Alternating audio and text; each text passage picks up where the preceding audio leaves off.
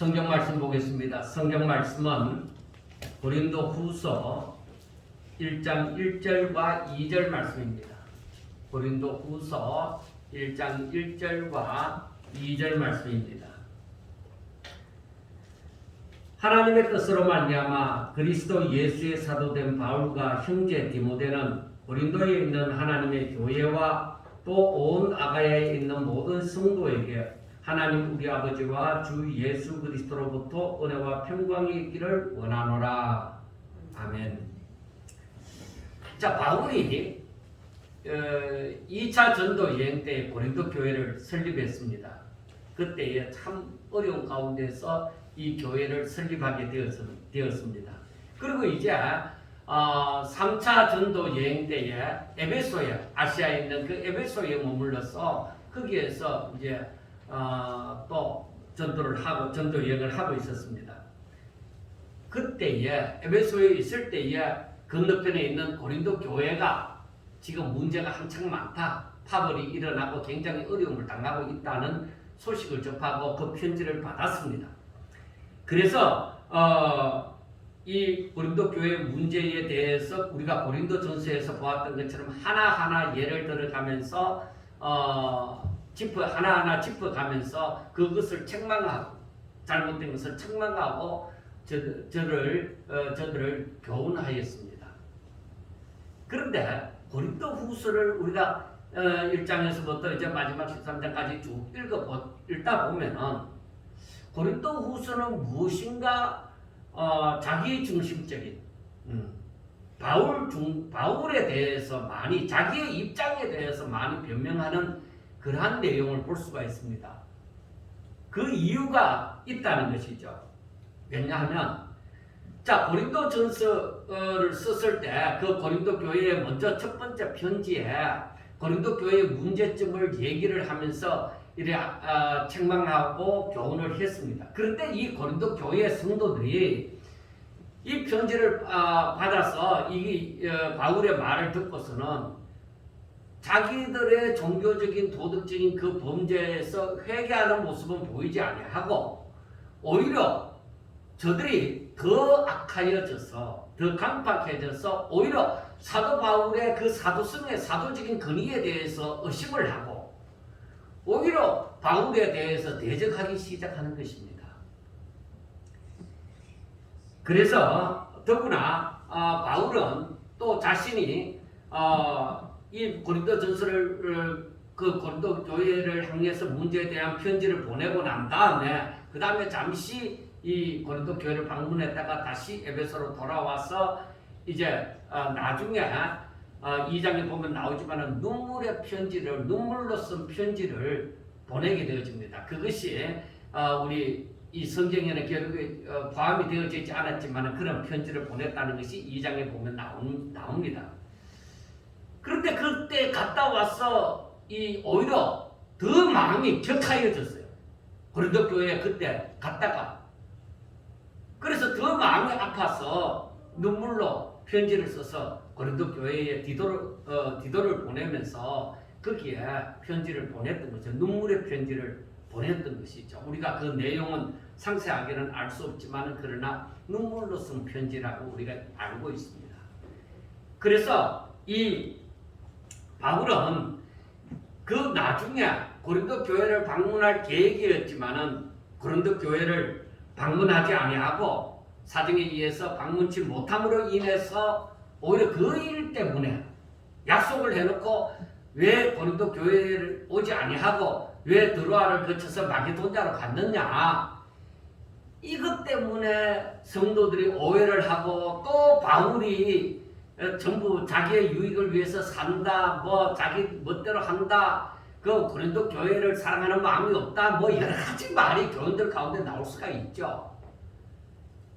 그래서 이런 바울에 대해서 오해를 하기 때문에 그 오해를 하는 것을 이용을 해서 그 일부 유대인들이 바울의 사도적인 권위에 대해서 오히려 더 반발을 하고 바울의 사도적 권위에 대적을 하는 거예요. 이거는 우리 사람들이 살고 있는 세상에서는 얼마든지 있을 수도 있는 일입니다. 그런데 중요한 것은 무엇이냐? 있을 수가 있는 일이지만은 바울의 사도적인 권위가 오늘 1절 말씀에서도 나와져 있지만 하나님의 뜻으로 말미암아 그리스도 예수의 사도된 바울이란 말이에요. 그렇게 주어진 권위인데 그것을 대적한다는 것은 오해로 인해서 얼마든지 몰라서 대적할 수 있다고 하지만 그것은 잘못된 일이고 사도의 마음을 아프게 하는 일이고 다른 사람들이 바울이 전하는 복음에 대해서 오해를 할 수 있고 제대로 받아들이지 않도록 만드는 일이 되어진다는 것입니다. 그렇기 때문에 바울의 사도적인 권위에 대해서 대적하는 사람들은 악을 저지르는 것이죠. 사람들은 있을 수 있는 일이다 하지만 그러나 그것은 결과적으로는 하나님의 뜻이 이루어지지 못하도록 하는 악을 저지르는 일이 되어지는 것입니다. 그래서 바울이 이 고린도 후서를 기록하면서 자기가 왜 방문하지 못했는지 자기의 입장을 밝히는 것입니다. 그런데 우리가 알아야 되는 것, 사람을 믿지 못하면 그 말을 듣겠습니까? 내가 저 사람을 안 믿는데 저 사람 말을 귀담아 듣겠느냐 이 말이에요. 귀담아 안 듣는다 이 말입니다. 그래서 이 부분에 대해서 신경을 써서 그 바울의 사도적 권위에 대해서 바울이 그 고린도 교회 성도들이 자기가 사도라는 것을 인정하고 이 말을 바울이 전하는 복음을 들었으면 좋겠다. 그래서 이걸 변명을 하고 있는 거예요. 고린도 후서를 통해서. 그런데 우리가 알아야 되는 거예요. 바울은 바로 1절 말씀처럼 하나님의 뜻으로 말미암아 내가 이방인의 사도가 되어졌다. 예수 그리스도의 일꾼이 되어졌다는 것을 바울은 확신을 갖고 있는 거예요. 자기가 그 말을 들었고 그 하나님의 부름을 받았고 부활하신 예수님을 만났고 또 이방인의 사도로 부름받았다 하는 것을 자기가 확신 가지고 있습니다. 그래서 이 일을 무엇보다도 자신이 무엇보다도 오직 하나님의 영광을 위해서 내 생명까지도 바치면서 이렇게 일을 하고 있다 이 말이에요. 그런데 저 고린도 교회 사람들이 그걸 의심을 하고 그것을 오해를 하고 이렇게 하면서 오히려 대적을 하니까 가슴이 아프다는 거예요. 가슴이 아프다는 거예요. 나중에 2장을 할 때도 얘기가 나오지만은 바울은 그 사람들을 당장에 가서 칼로 무를 도리듯이 싹둑 잘라서 없애고 싶지만은 그러면 어떻게 하냐 이 말이에요. 그럴 수도 없지 않느냐.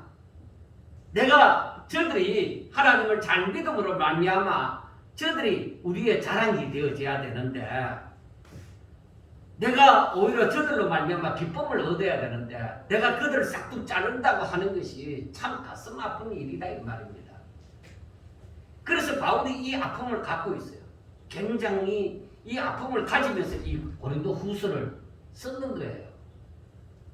제가 이 고린도 후서 1장뿐만 아니라 이 마지막 장까지 쭉 읽으면서 야 바울이 속 끓었다고 얘기하죠.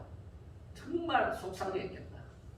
정말 가슴이 아팠겠다 하는 것을 제가 느껴보았습니다.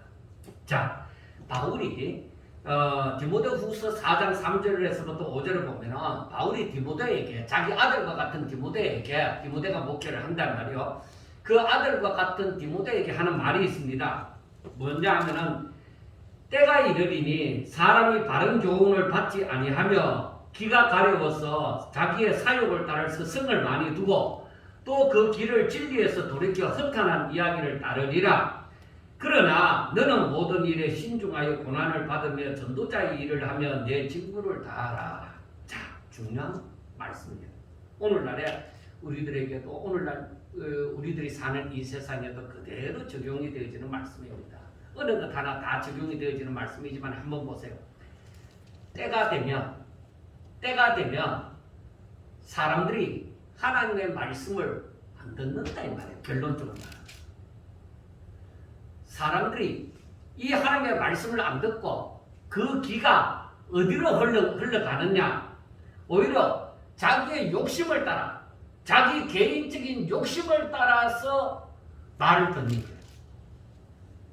그러니까 하나님을 믿는 사람은 하나님의 말씀을 전적으로 진리를 두고서 그걸 그대로 믿고 받아들이는 입장인데, 그런데 그 말씀을 그대로 받아들이고자 하니까 내가 너무 구속받는 느낌이다. 여러분도 아마 예수 믿으면서 그런 걸 느껴보았을지 모르겠습니다. 야, 이거 이렇게 예수 믿으면서 이렇게 살아간다는 것이 너무 힘든다. 내가 좀 자유롭게 예수 믿으면 안 되나? 그러다 보면은 자꾸 그렇게 머리를 굴려다 보면은 그냥 주일날 교회만 왔다 갔다 하는, 나를 알지도 못하고 교회에서 나를 간섭하지도 않고 그냥 등록된 신자로서만 그렇게 있다가 나중에 천국에 가면 안 되겠나 하는 생각을 사람들이 많이 가진다는 거예요. 그래서 그 큰 교회에서는 더구나 그 사람이 어떤 존재인지도 무엇을 하는 사람인지도 관리가 잘 안 되는 거죠. 그렇게 예수 믿는 사람들이 많다는 겁니다. 가면 갈수록. 그래, 그게 뭐냐? 때가 이르리니. 어느 때가 되면은 사람들이 이렇게 하나님의 말씀을 듣고 사는 것보다는 자기의 욕심을 따라서 살기를 더 원하구나. 그러니까 하나님의 말씀이 아니라 사람을 좀 잘 나가는 사람, 유명한 사람들의 말을 오히려 더 듣기를 원하고 그 사람들이 쓰는 책을 보고서 그것에 따라간다는 것입니다. 그래서 이 성경에는 바울은 뭐라고 얘기하냐면 그들이 그 길을 진리에서 돌이켜 허탄한 이야기를 쫓는다고 얘기하는 거예요. 분명하게 알아야 돼요. 그거는 허탄한 이야기예요. 하나님의 말씀이 아니에요. 그래서 디모데에게 하는 말이, 그러나 너는 모든 일에, 자, 세상은 이렇지만은 그러나 너는 모든 일에 신중하여 고난을 받으며 전도자의 일을 하며 내 직무를 다하라. 너에게 하나님께로부터 받은 바 그 사명을, 너는 세상은 그렇다 하더라도 너는 그 사명을 감당하라는 것입니다. 자, 여러분, 왜 사람들이 하나님의 말씀에서 벗어나 이 허탄한 이야기, 자기의 사욕을 쫓아서 말을 듣고 그에 대한 스승을 많이 두느냐는 것입니다. 왜 이런 일이 일어나느냐는 것입니다. 가장 먼저 구약 성경에서부터 계속 말씀되어지는 겁니다. 그 이유가 뭡니까? 하나님을 모른다. 저들이 열심히 교회를 다녀도 하나님 모른다는 거예요. 이게 오늘날 교회의 문제다. 이게 오늘날 교회의 문제예요. 그리고 하나님의 말씀을 순종하는 것보다가 자기에게 유리한 말을 해주는 사람들의 말을 듣기를 더 좋아하고 그 사람들을 추종한다는 것입니다. 그래서 그런 사람들, 자기에게 유리한 말을 하는 사람들을 개인적인 친분이 없더라도 그 사람이 방송에서, 유튜브에서, 책에서 그렇게 주장하는 사람들이 있단 말이에요. 그러니까 그 사람들을 자기 스승처럼 여기고 그 사람들의 말을 따라서 산다는 거예요. 만약에 쉽게 얘기하면 훌륭한 과학자, 훌륭한 어떤 사상가, 어떤 정치인, 어떤 경제인, 그런 사람들의 말을 더 많이 듣는다는 거예요. 제가 아는 어떤 사람이 책을 참 많이 읽는 사람이 있어요. 1년에 적어도 한 100권 정도 읽는다는 거예요. 그러니까 제가 생각하던, 저는 하나하나를 이렇게 읽다 보니까 100권, 1년에 100권은 저는 생각도 못해요. 그런 사람들은 오가면서 늘 그런 책을 많이 읽는데, 제가 그 사람이 예수 믿는 사람이기 때문에 그래서 제가 어느 날 얘기를 했어요. 세상 책도 좋은데, 사회에 나오는 책들도, 그 베스트셀러라는 책들도 좋은데 성경을 좀 많이 읽어라. 그리고 그냥 성경을 읽다가 또 지겨우면 신앙서적을 좀 읽어라. 그렇게 얘기를 했어요. 왜 그랬느냐? 여러분, 세상에 많은 지식을 갖고 있는 사람들이 성경 모르면 그거 분별 안 됩니다. 우리가 가지고 있는 잣대가 올바르야만 내가 이걸 분별할 수 있지. 잣대가 올바르지 않는데 뭘 분별한다고? 저는 사람들이 얼마나 어리석고 사람들이 얼마나 진짜 욕심 많고 타락한 부패한 심령을 가졌는지 성경을 보면서 더 날이 가면 갈수록 더 그걸 알아. 오늘 새벽에도 제가 말씀을 드렸지만은 그 역대하 36장을 오늘 새벽에 이제 보게 되어졌는데 역대하 마지막 장인데 유다의 멸망을 이제 보는 것입니다. 여러분들 새벽 그 설교가 갔을 텐데 제가 가슴 아픈 게 있어요. 결국 아브라함의 자손들이 다 이렇게 망하는구나. 북쪽 이스라엘도 망했고 남쪽 유다도 이렇게 망하는구나. 그걸 보면서 그냥 유다의 멸망을 여호와서 요야긴 시드기야 왕이 이렇게 망하는 걸 이렇게 그냥 보면 이런 하나님 말씀 안 듣다가 망했구나 이런 정도가 아니라 인간이 이렇게 아브라함 때로부터 이렇게 믿음의 조상 아브라함을 두고 저들이 그 후손들이 끝까지 하나님의 인도함을 받고 지켜주신가 보호하신 가운데 살아왔는데 결국은 하나님이 이렇게 도와주려고 하는데 이렇게 저들을 사랑하는데 인간은 욕심 부리다가 하나님 말 안 듣다가 결국은 망하는 거야. 이게 인간이다. 이게 인간이다. 저는 교회에서 제대로 분별치 못하는 성도들이 하나님의 말씀을 두고 이렇다 저렇다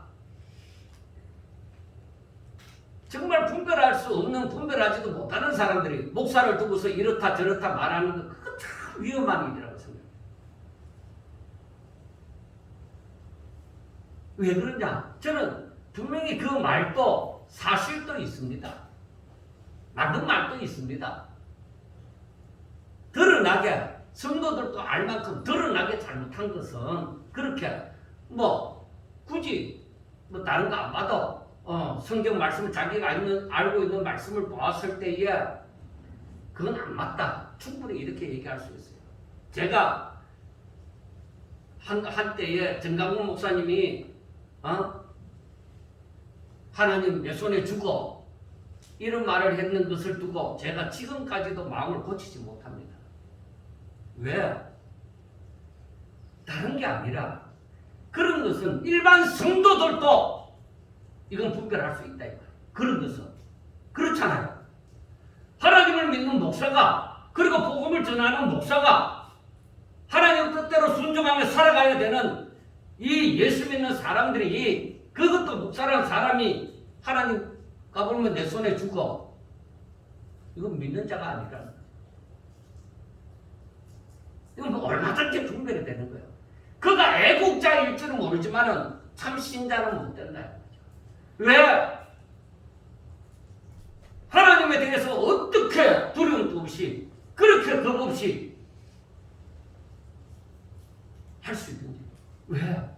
다른 사람들은 친하면은 친구들끼리라도 서로 친하면은 욕도 하고 아무 말이나 막말로 이렇게 할 수도 있지만은 하나님은 사람이 하나님을 알면 알아갈수록 더욱더 두려움과 더욱더 예의를 차릴 수밖에 없는 정말 크고 어미하신 하나님을 느낄 수밖에 없는 거예요. 그런데 자기가 하나님을 잘 안다고 해서 하나님 까불면 내 손에 주고 이런 말을 한다는 것은 나는 인정할 수 없다. 그가 사역자라고 말을 할 수 없다. 다른 사람들이 그 정강훈 목사를 따르는 목사님이 통영에 계시는 목사님이 저보고 얘기해요. 이 목사 이제 그만하면 안 되겠나? 아니요. 나 그거 못 푼다. 자기가 그런 말이 사람들한테서 그런 말이 들려서 방송에도 정강훈 목사가 이렇게 말하는 것은 잘못됐다 하더라도 제가 회개하지 않는다 이 말이에요.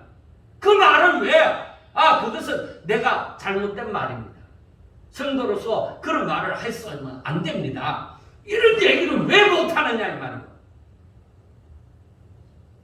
안 돼. 그러니까 그건 확실하게 분별할 수 있는 일인데 다른 것을 두고서 이렇다 저렇다고 말을 하는 것은 그건 조심해야 되는 일이에요. 그런데 이 고린도 교회나 지금 디모데에게 바울이 말하는 것이나 오늘날 이 시대나 마찬가지로 왜 사람들이 진리를 떠나서 허탄한 이야기를 쫓느냐? 그 이유는 하나님을 모르기 때문이라는 것입니다. 제 자신도 하나님에 대해서 잘 모를 때는 아무리 목사의 신분을 갖고 있어도 잘못된 길을 갈 수가 있습니다. 그러나 하나님을 알아가면 알아갈수록 더욱더 진리 가운데로 더욱더 하나님 앞에 순종하는 그런 삶으로 돌아가는 거죠. 내 삶이 예수님을 믿으면 믿을수록 더욱더 신자와 같은 거룩한 자리에 내가 더 들어갈 수 있도록 그렇게 되셔야 된다. 잘 믿다가 못 믿는 것은 그것은 내 신앙이 올바르지 않다는 거예요. 그리고 미끄러질 수는 있습니다. 가다가 넘어질 수 있습니다. 그러나 그 사람은 신앙이 올바르면 가다가 벌떡 일어서서 그 장애물을 넘어서 바로 걸어가게 되어지는 것입니다. 자, 우리가 이 바울이 디모데에게 했는 말이 바로 그겁니다. 때가 되면 세상은 이렇게 바뀌지만은 세상 사람들이 다 이렇게 가지만은 너는 정신 차리고 너에게 주어진 사명을 온전히 감당하면서 살아라는 것입니다. 우리가 분명하게 알아야 됩니다. 예수님의 재림이 분명히 우리에게 확실하게 주어졌다는 것을 우리 모두가 알고 있습니다. 그러면은 이 마지막 때가 가까웠다는 증거가 우리 눈에 확실하게 보여져 아는데 우리가 점잖게 소위 말해서 크게 거슬리지 않고 안 믿는 사람하고도 크게 거슬리지 않고 그냥 조용하게 예수 믿으면 안 되겠느냐? 아니. 그 사람들은 허탄한 이야기를 쫓고 우리는 진리를 쫓습니다. 어떻게 함께가 됩니까? 함께가 안 됩니다. 고린도 교회의 문제점 가운데 하나가 바로 하나님의 뜻으로 말미암아 사도가 되어진 예수 그리스도의 사도가 되어진 이 바울을 의심하고 강하게 대적한다는 거예요. 그래서 그 사람들로 말미암아 그 일반 성도들에게까지 영향을 미치고 있는 거예요. 그들이 바울에 대해서 어떤 사람들이 바울의 사도적인 권위에 대해서 확실하게 막 의심을 하고 하니까 그 잘 모르는 사람들은 야, 저 사람들이 저렇게 하는 데는 뭐가 이유가 있지 않나? 또 우리 속담에 그런 말이 있잖아요. 야, 아니 땡꿀떡에 연기가 나겠나? 하는 것처럼 뭐 분명히 뭔가 이유가 있겠지. 그래서 바울에 대해서 점점 잘 모르는 사람들도 그 사람들 따라 의심을 한다는 거예요. 그 바울이 생각할 때는 얼마나 가슴이 아픈가 이 말이에요. 바울이 생각할 때 자기가 말하는 것이나 행하는 것에 다 조심을 하지만은 나중에 나오지만은 내가 어떻게 잘못을 저지를 수 있겠느냐? 그 모든 것이 내 마음대로 했는 거 아니야. 그렇게 얘기를 하는 것입니다. 그래서 이러한 바울이 이 마음의 아픔을 가지고 고린도 후서를 기록했다는 것을 여러분들이 알면서 이 고린도 후서를 보면 이해가 더 잘 될 것입니다. 그런데 오늘 1장만 보더라도 바울의 진심을 어느 정도 알 것입니다. 먼저 바울은 자신이 사역하는 가운데 하나님이 함께 하십니다. 하나님이 내 사역 가운데 계신다. 하나님이 나와 함께 하신다 하는 확실한 그 확신을 갖고 있었습니다. 그래서 하나님께서는 바울이 받는 환난 가운데 이 복음 때문에 받는 환난 가운데 하나님의 위로가 함께 온다는 거예요. 내가 세상으로부터 환난을 받는데 위로부터는 하나님의 위로가 임한다는 거예요. 그럼 내 몸은 고통을 받는데 내 영은 뭐요? 하나님의 위로로서 치유가 되어져 간다는 것입니다. 그러므로 내가 이러한 체험이 있으니까 다른 사역자들이 환난을 받을 때 여러분 힘내세요. 하나님께서 당신들을 가만두시지 않으시고 위로를 하여 주실 것입니다. 여러분들을 인도하실 것입니다. 이렇게 위로할 수 있는 자가 될 수 있다는 거예요. 그리고 바울을 하는 말이 사람이 그리스도 이름으로 환난을 받으면 받을수록 고난을 받으면 받을수록 즉 그리스도의 고난이 넘치면 넘칠수록 하나님의 위로도 넘친다는 거예요. 하나님이 그냥 두시는 것이 아니라 그 위로가 또 함께 하신다는 거예요.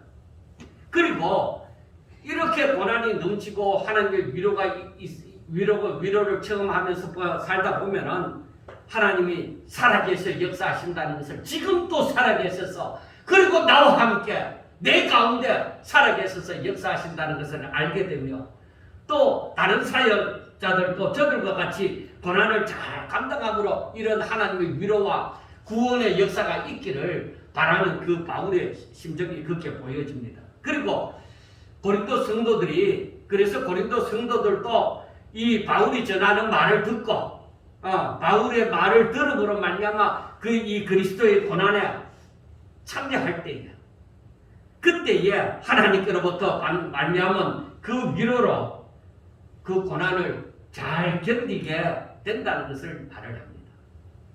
자, 바울은 고린도 성도들을 향해서 디모데에게 말한 것처럼 복음으로 말미암은 분명한 고난이 있고 또 사람들이 복음을 듣지 않고 세상으로 향하는 일이 있다는 것을 분명하게 말하랍니다.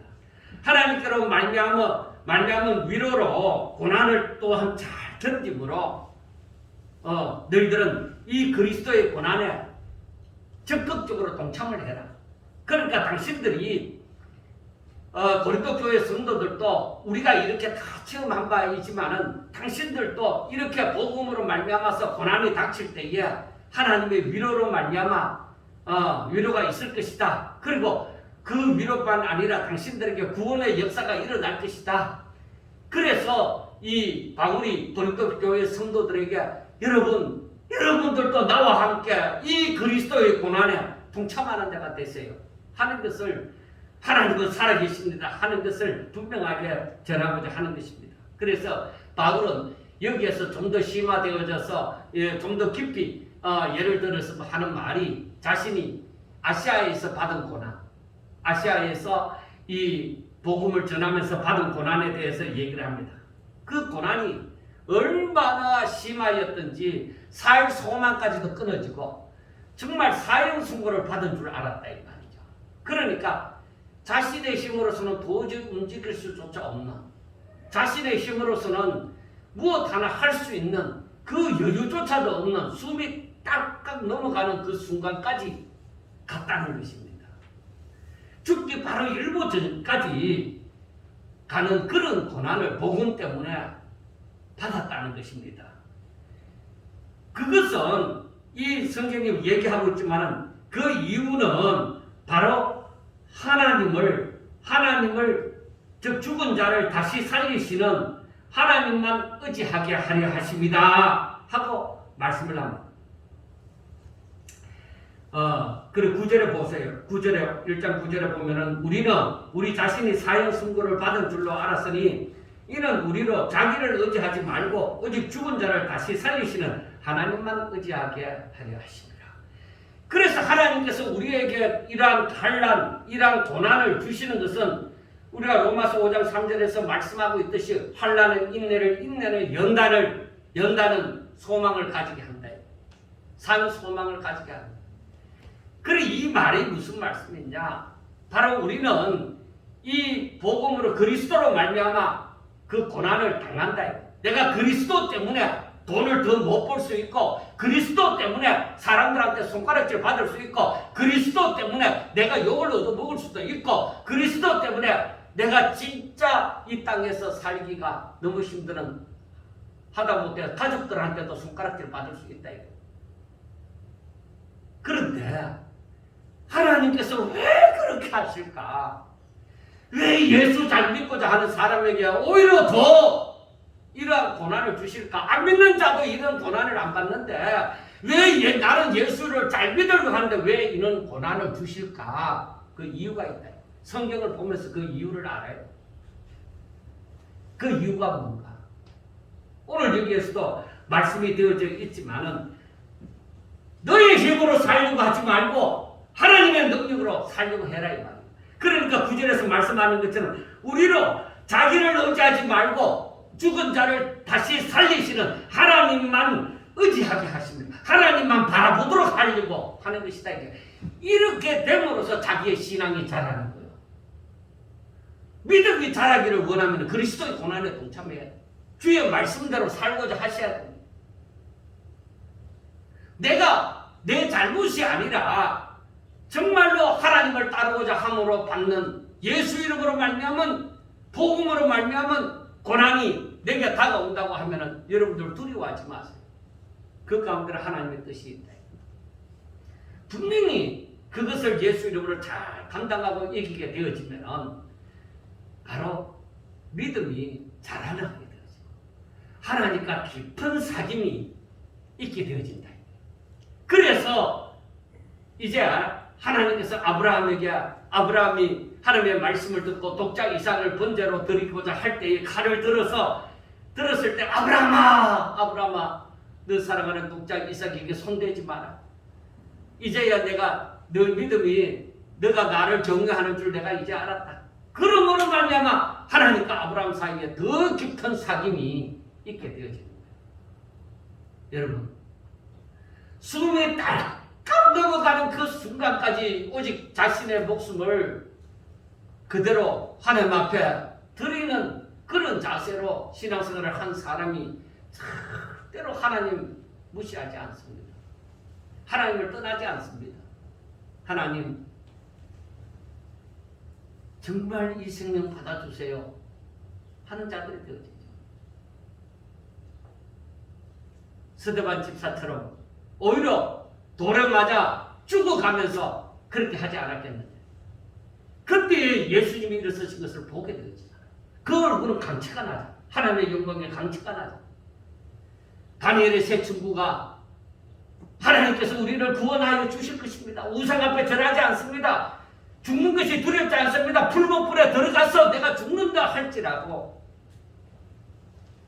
신상 앞에는 절하지 못합니다. 그러니까 풀무불에 들어가서 숨이 딸깍 넘어가는 순간이죠. 그런데 그 가운데 하나님의 임재가 있죠. 저들을 살리시는 놀라운 역사가 있죠. 인간의 힘으로서는 이 역사는 일어나지 않는다. 그래서 우리가 살면서 이건 내가 한 것이 아니야. 내가 한 것이 아니라 이건 하나님이 해주셨어. 그래서 내가 하나님의 말씀대로 살고자 내 자신을 드리게 되질 때 하나님께서 이와 같은 놀라운 역사를 일으키신다는 것입니다. 그래서 사도 바울은 얘기합니다. 과거에도 이러한 사망과 같은 고난 가운데서 우리를 건지셨고 현재도 건지시며 앞으로도 건지실 줄을 믿습니다 하는 것입니다. 그래서 결국에는 고린도 성도들에게 당신들도 나와 같이 살기를 바랍니다. 당신들도 나와 같이 살기를 바랍니다 하는 마음이 있는 것입니다. 그래서 바울은 이렇게 하나님께서는 항상 복음을 위하여 주님의 남은 고난을 몸에 채우는 자들과 함께 하신다는 것을 말씀을 합니다. 내가 복음을 위하여 살아야 된다. 여러분 우리의 존재의 목적이 이 땅에서 좋은 집 가지고 복을 받아서 좋은 차를 타고 좋은 음식을 믿고 좋은 음식을 먹고 정말 좋은 데 구경 다니고 그렇게 살아라고 하나님께서 우리들에게 명하신 거 아닙니다. 하나님께서는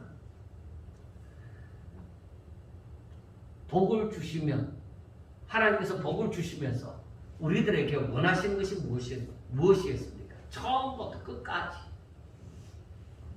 너희들은 내 말을 들으라. 그리고 구약의 성도들을 구약의 그 백성들을 향해서 너희들은 내게로 돌아오라. 그리고 내 계명을 지켜 행하라고 이 말씀을 하잖아요. 그리고 예수님께서도 나를 따르라고 얘기하죠.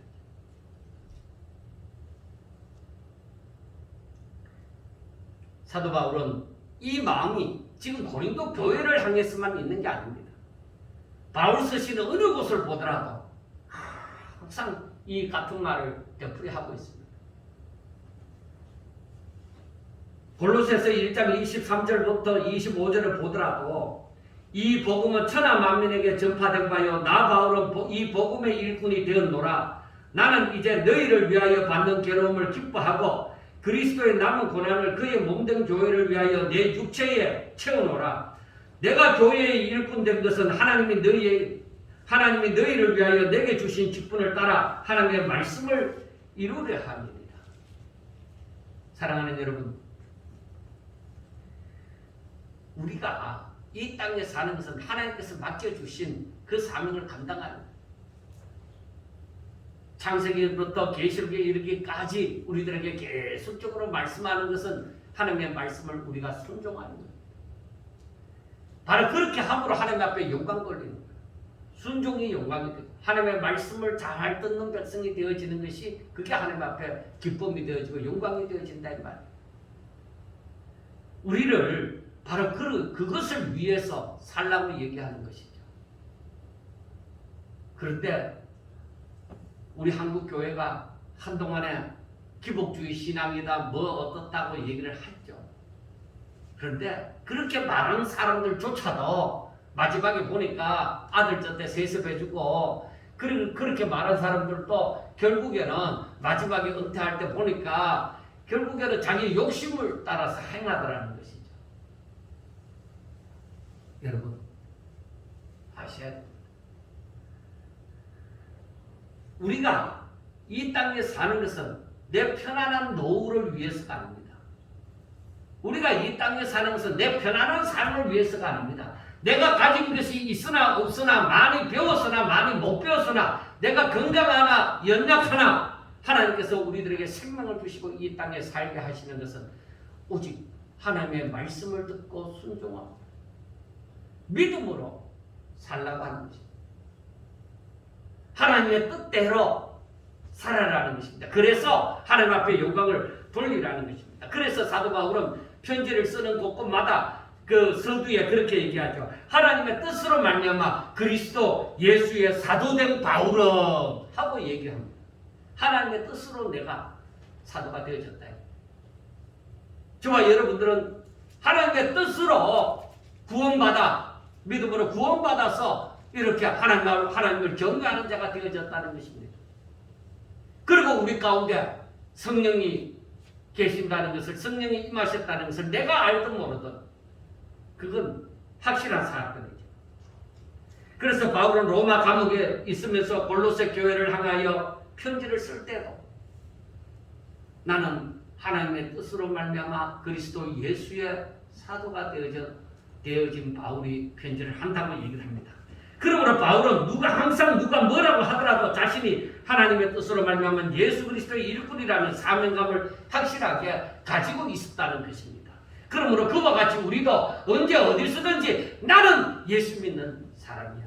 나는 하나님의 자녀라는, 그리고 나는 하나님의 영광을 위하여 존재한다는 것을 항상 그 사명감이 있어야 됩니다. 그래서 고린도 교회에도 자신의 사도적 근위에 대항하는 자들이나 그 영향을 입은 자들에게 자신이 확실하게 그리스도의 일꾼이라는 것을 분명하게 말하고 있습니다. 바울은 항상 복음의 일꾼으로서 그리스도의 남은 고난을 내 육체에 채우노라고 얘기를 합니다. 내가 주를 위해 살다가 그 고난 당하는 거, 내 몸에 고난이 내 몸으로 다 오잖아. 정신적으로 힘들잖아. 그래 그 고난을 내 몸에 채운다. 바로 사도들이, 주를 따르는 사람들이 이 고난을 다 받는 것이죠. 마태복음 16장 24절과 25절을 항상 제가 말씀을 드리지만은 오늘날 이 시대의 사람들이 항상 기억해야 되는 거예요. 예수님을 따르고자 하는 사람들은 항상 이 말씀을 기억해야 됩니다.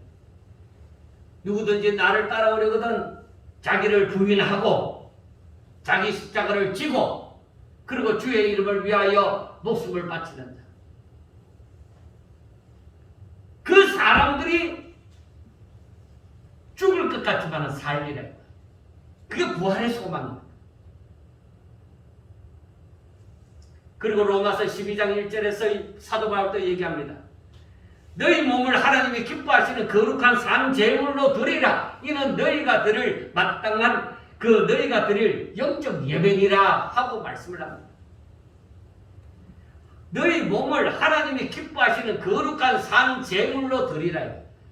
나는 하나님의 것입니다. 나는 하나님의 소유입니다.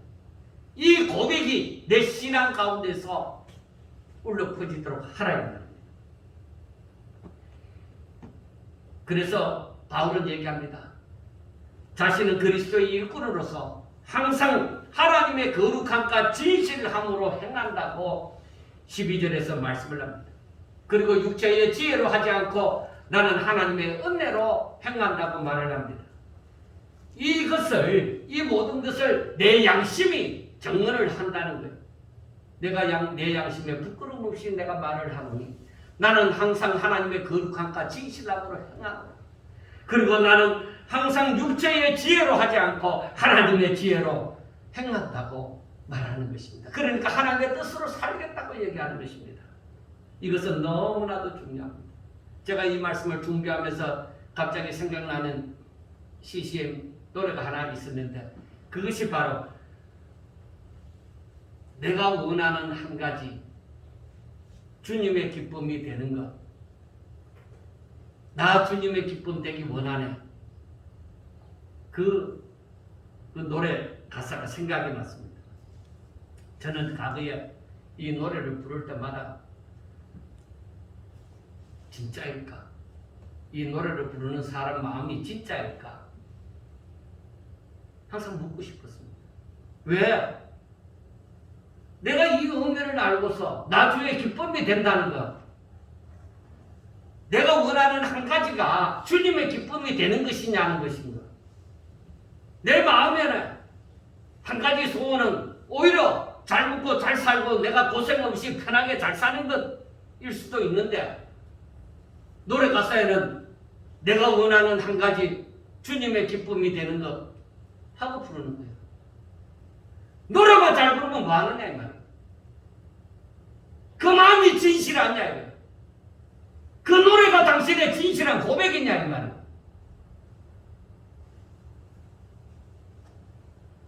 노래를 노래로 즐거움으로만 부르지 마라 이 말이에요. 노래가 고백이 되어져, 그 가사가 고백이 되어져야 된다 이 말이에요. 바울이 말하는 것처럼 하나님의 거룩함과 진실함으로 행하고 육체의 지혜로 하지 아니하고 하나님의 지혜로 하는 것, 그래서 하나님의 뜻을 이루려고 하는 것, 그게 진정한 소원이냐 이 말이에요. 우리 마음의 소원이 내가 이제 나이가 들어서 더 점점 더 하나님께로 가는 날이 평균적으로 가까워져 간다고 볼 때에 정말로 내 마음의 한 가지 소원이 나 주의 기쁨이 되는 것이냐, 정말로 하나님 뜻대로 사는 것이냐, 우리는 이 마지막 때에 다시 한번 생각해 보셔야 됩니다. 자기를 부인하고 자기 십자가를 지고 목숨 걸고 주를 따르는 삶, 이게 우리 육체를 가진 사람들에게 너무 힘든다. 제 자신도 고난이라는 자체를 두려워하였고 또 두려워합니다. 그러나 이제는 고난조차도 하나님의 임재라는 것을 알게 되므로 크게 두려워하지는 않습니다. 어찌 육신을 가진 존재가 이 고난, 이 힘듦을 좋아하겠습니까? 그러나 하나님께서 그 고난을 바로 나 자신이 받기를 원한다면 당연히 그 길을 걷고자 하는 것이 바로 예수님을 믿는 사람들의 삶이지 않습니까? 그게 믿음의 사람이지 않겠습니까? 그 고난이 싫어서 하나님의 은혜로 행하지 아니하고 육체의 지혜로 하는 것은 진정 하나님을 사랑하는 자가 아닙니다.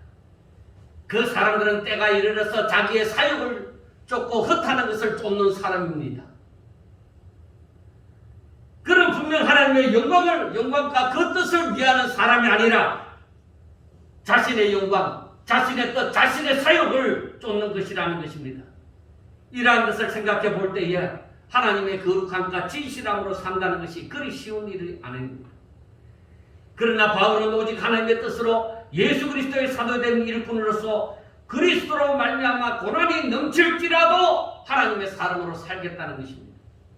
다른 사람들이 바울 당신은 최고 학부를 나왔고 최고로 율법을 잘 알고 누구보다도 율법에 특심이 있고 누구보다도 잘난 사람인데 당신은 태어났을 날 때부터 바로 금수저를 물고 태어난 사람인데 왜 그 죽을 고생을 하면서 당신이 사느냐?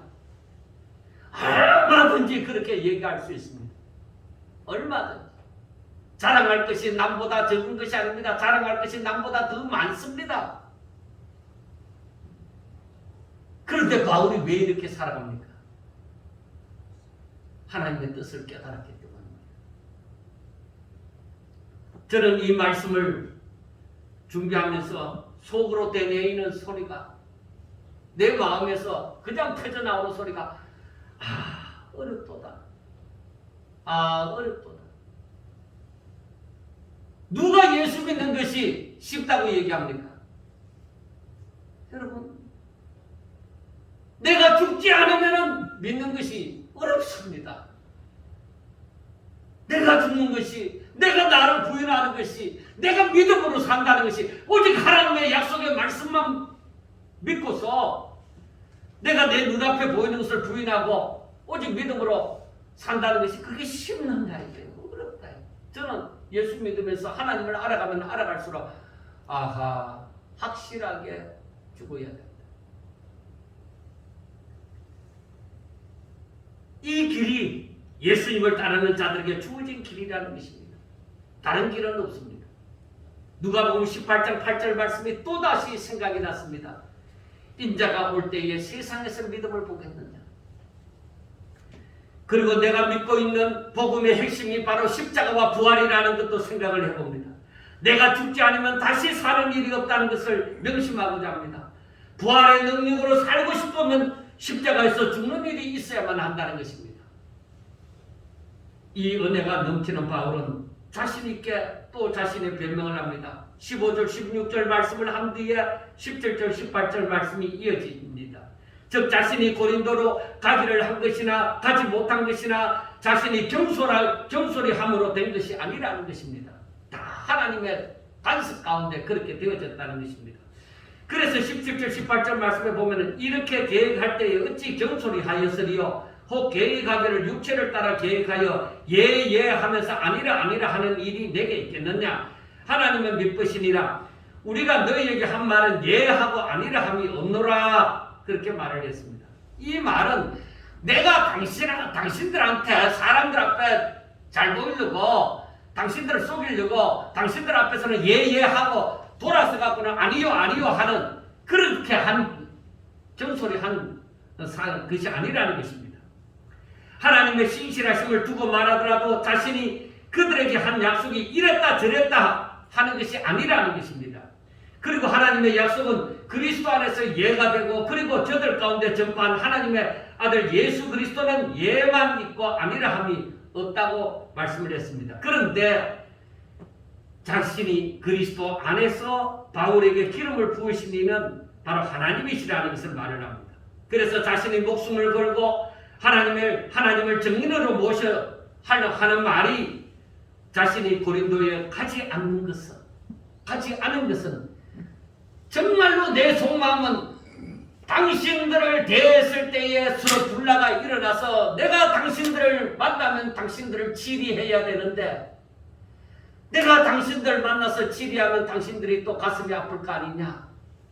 그래서 당신들에게 근심을 주게 되는 거 아니냐. 그래서 내가 당신들을 안 만나고 당신들 가슴에 못을 안 받고 근심되게 하지 않기 위해서 내가 지금 안 간다는 거예요. 내가 당신들을 사랑하기 때문에 당신들을 아끼기 때문에 내가 못 가는 거다 이 말이에요. 그 마음을 누가 아느냐 이 말이에요. 사람들은 입이 있다고 해서 할 말을 마음대로 하지만은 여러분 바울의 심정은 그게 아니라는 겁니다. 이들을 사랑하기 때문에 내가 지금 못 간다는 거예요. 사랑하는 여러분, 사람이 어찌 사람 속을 다 알 수가 있겠습니까? 그러니까 모르니까 오해도 할 수 있는 것이죠. 그러나 그가 하나님의 일꾼으로서 오직 하나님의 일을 위하여 자신을 죽게 드린 사람의 변명은 들어줘야 될 것이지 않겠습니까? 그래서 바울은 서신서마다 내가 하나님의 뜻으로 그리스도 예수의 사도가 되어졌다는 것을 밝히고 얘기하는 것입니다. 자신이 오직 하나님의 영광을 위하고 하나님의 뜻을 위하여 사는 사람이라는 것을 말하는 것입니다. 고린도후서를 보면서 얼마든지 느낄 수 있지만 고린도후서 1장만 보더라도 바울의 이 애타는 심정을 우리는 아셔야만 됩니다. 사랑하는 여러분, 이 땅에서 예수 믿으면서 살아갈 때에 정말 갈등을 느낄 때가 얼마나 많이 있습니까? 정말로 내가 이 한순간 싹 모른 척하고 다른 것을 세상을 향하고 싶은 마음이 얼마나 많이 있습니까? 정말로 가감한 결단을 내릴 때에 내가 무엇을 위하여 가감한 결단을 내리느냐 이 말. 무엇을 위하여? 정말로 하나님의 영광을 위해서냐 이 말. 제가 이 뉴질랜드에서 고성 땅으로 오기 전에 있었던 일이 생각이 납니다. 지금 그때에 적어도 제 계산으로는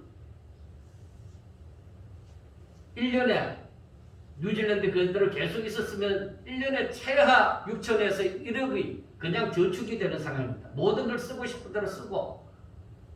그런데 제가 이곳으로 오겠다고 결정을 하고 난 다음에 벌어진 일이기 때문에 제가 떠날 때도 그래 했지만은 여기 한국에서 뉴질랜드로 떠날 때도 그래 했지만은 그 뉴질랜드에서 한국으로 떠날 때 또한 이것이 미혹이 될 수 있지만은 저는 그걸 미혹으로 삼지 않았습니다. 지금까지도 후회스럽지는 않습니다. 저는 얘기합니다. 이곳에 와서 내가 많은 힘듦이 있다고 할지라도 하나님을 알아가는 것이 너무 감사하다. 내가 이렇게 하다가 내가 죽게 되더라도 나는 감사하다. 하나님을 그만큼 알았어. 내가 편안한 생활을 했더라면 하나님을 잘 모르고 내가 죽었으면 하나님이 그걸 기뻐하시겠느냐? 이렇게 하나님을 아는 것을 기뻐하시겠느냐? 사랑하는 여러분, 여러분 인생도 한번 바울의 입장에서 한번 생각해 보세요. 나는 바울과 같이 살 수 있겠느냐? 사람들은 얘기합니다. 목사님, 나는 바울이 아니라서 그렇게 살 수가 없어요. 그게 자랑입니까? 여러분 다 마찬가지예요. 우리는 바울과 같은 사람이 아니라서 그렇게 살기가 너무 힘들어요. 그러나 그렇게 살기 위하여 항상 하나님을 의지하고 하나님을 바라보고 내 능력으로 살려고 하지 아니하고 하나님의 능력으로 살려고 해야 되지 않느냐. 하나님께서 이 말씀을 깨닫게 하여 주시면 우리 보고 그렇게 살라고 하는 것이잖아요.